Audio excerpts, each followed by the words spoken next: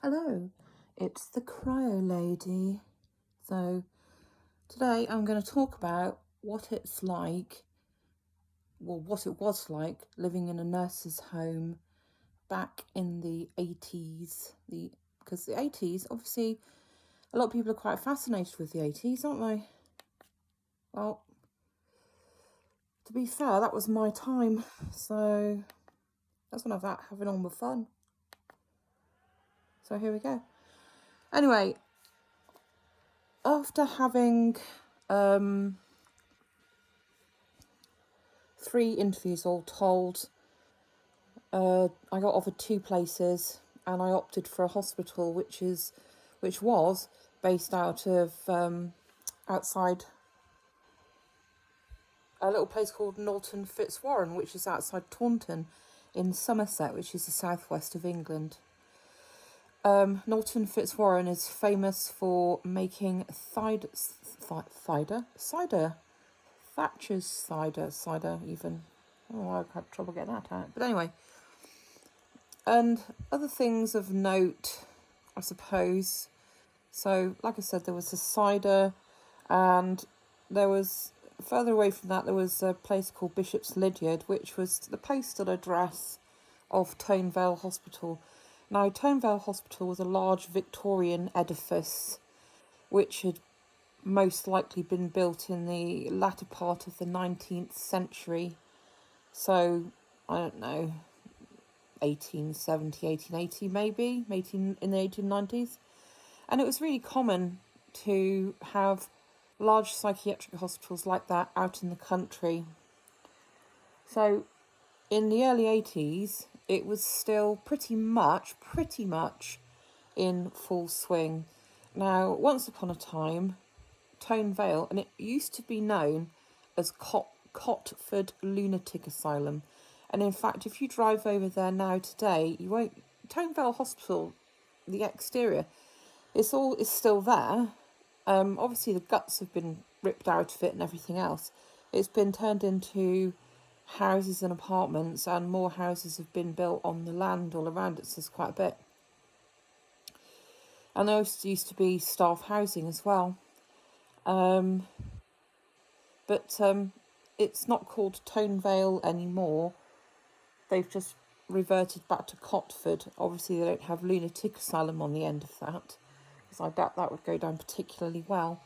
But back in the day, it would have had its own working farm as well. And, you know, I mean, long before I ever went there,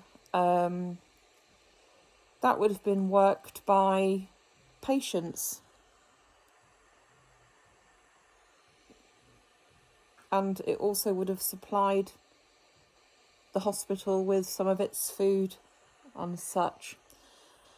So there were 2 nurses' homes there, Brendan Hostel, which was a larger, more modern building, and at the back there was this small hostel called Chiltern Hostel, which was basically a prefabricated building, and actually that was left over from the Second World War. I moved into Brendan Hostel. Now it was on 3 floors. So the bottom floor there was a lounge / sort of games room, if you like. I think they had a snooker table in there. There was also a kitchen, and there were also washing machines. And at the front there was a payphone, because that's how we used to communicate, with a payphone. And then you'd have the warden's office. So the warden was, I'm not going to say her name, but let's just put it like this: she's a well-known alcoholic. Her husband also worked in the hospital as well. And she wasn't, she either liked you or she didn't like you. It was as clear as that. And if she didn't like you, she was just nasty to you. Sadly, I was one of the people that she didn't like. I don't know why, because the other 2 people that worked there, I got on really, really well with. They were lovely. But she would have her particular favourites, and then pretty much she liked the lads upstairs, but you know, she was very picky over what girls she liked, and she was a miserable old so and so in reality. And she made quite a few people's lives difficult, I would say. Anyway, she's long gone now. So the rooms, the female floor was the first floor, and the top floor, the second floor, was males. I obviously lived on the first floor. What were the rooms like? I mean, I was quite lucky really, because when I moved in, all the rooms had sort of fairly recently been done out. So all new carpet, all new furniture, fixtures and fittings. You had a nice solid single bed with a good mattress on it. You had a solid wardrobe, and you had a large desk with large drawers in, and also a bedside table, so there was plenty of storage. I also had, so I brought with me like a little television. It was kind of like a television, cassette player and radio, and I had my own toaster, my own kettle, all my own, you know, I had cups and plates, a couple of saucepans, things like that. And then at some point I got myself a little fridge as well, so I could keep my stuff safe, because basically anything that you put in the fridges in the nurse's home would be thieved. Absolutely 100%. People just steal it off you. They had a big chest freezer downstairs, and I remember one time putting a joint of meat in there. I was going to cook for everyone for a Sunday roast. I went down to go and get it, and yes, it had been stolen. And I have my ideas on who stole that, because I'm darn sure I would have smelt that cooking. So there was a couple of flats downstairs, and I think, yeah, definitely they probably had it, because they had their own kitchen. They probably just used the freezer as their own personal pantry. But how much longer? Got 1.5 minutes. To start off with, I felt a little bit homesick, but I think one of the things I noticed to start off with was the strange happenings, because if you believe in places being haunted, then that place was absolutely haunted, I can tell you. And it wasn't long into my stay there that I discovered some quite rather spooky happenings. So just things moving, you know. I actually watched things move in my room. And it would go really cold all of a sudden as well. And you just sort of like bang, you know, like a bang on your door. You jump out of bed, and there's no way anyone could have gotten away and ran off down the corridor. Absolutely, or even gone into the next room, you would have heard them. There's definitely stuff going on in there, most certainly. And it's not really surprising, because, you know, I'd heard a number of stories about, well, I think one girl gave birth, and let's put it like this, the baby didn't survive and it was found somewhere where it really shouldn't have been. So I'm going to get into the next one. Routines. Better aging, because God knows I need it. Also, there was someone, I think, unalived themselves, and I think that happened at least a couple of times over the years. But I mean, I used to find some rather strange things going on. Like, for example, and this isn't anything to do with haunting, but I remember so we had bathrooms dotted around the floor. We didn't actually, I don't think we had any showers. No, it was all baths. You had to take a bath. I don't believe we had showers. No. But there was quite a few bathrooms. And I remember one time the bathroom, because I actually moved rooms on that floor to be nearer to my friends. And I remember one time going into the bathroom, and it was a large bath. It had a big big old bath in it. So, I mean, you could have a proper old soak in there. We also had a big cupboard, which I guess at one point would have been used to store linen and towels. But they just had another linen room, you know, and they used to dish it out as and when. Because you used to get clean sheets and clean towels every week or on request, which was good, so you don't have to bother with all of that. But I remember seeing the cupboard was partially open, and I thought that's unusual. So I opened it, and there on the shelf was a huge stack of used sanitary towels and Tampax, which is a bit grim. I don't know why someone had been saving those up. And then to start off with, I did feel homesick. I cannot deny that.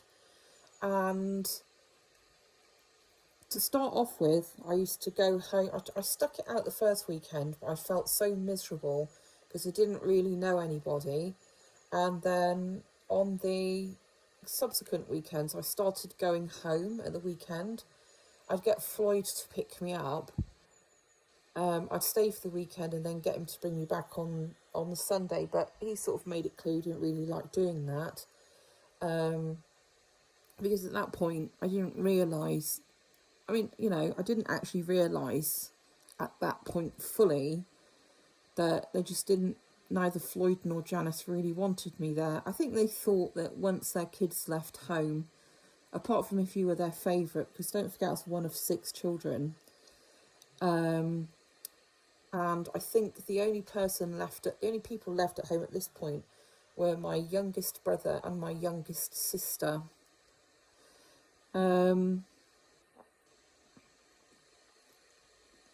yeah, my parents, especially Floydie, well, probably in equal parts Janice, didn't really want me there. So,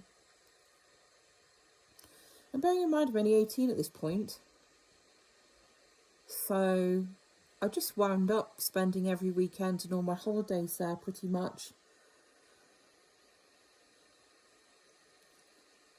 And then in the end, I just didn't even go home for Christmas because what's the point, you know, when you're not wanted. And they, let's be honest with you, they weren't the most cheerful of people. But yeah, we certainly had some parties. We also had a social club, and the social club was good. I just remember this guy called Des, who was ex-forces, but in the end, he got the sack. Well, he did a moonlight flip. Him and his wife did a moonlight flip because it turned out they'd embezzled loads of money from the social club. So I don't know if they ever caught up with him. I would imagine they probably did. I suspect he probably got prosecuted or something. And it's a shame because Des was an absolute character. And even on one occasion, the social club, they organised a trip to Amsterdam. And I went on that trip, and I can tell you, it was a scream. It was hilarious. It was just something. It's like something out of a Carry On film. We all got on this coach, and then we travelled over to a place called Vlissingen on a ferry, and then because the coach obviously, and then the coach drove down into Amsterdam, and we went and stayed in this sort of hostel slash hotel. It was a hotel really.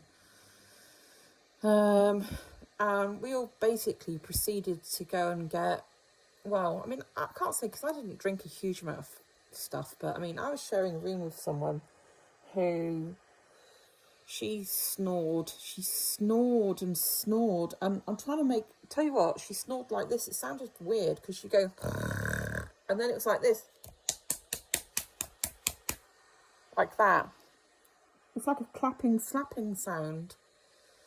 And I lay in bed thinking, what the actual hell is this? And there's a lot of,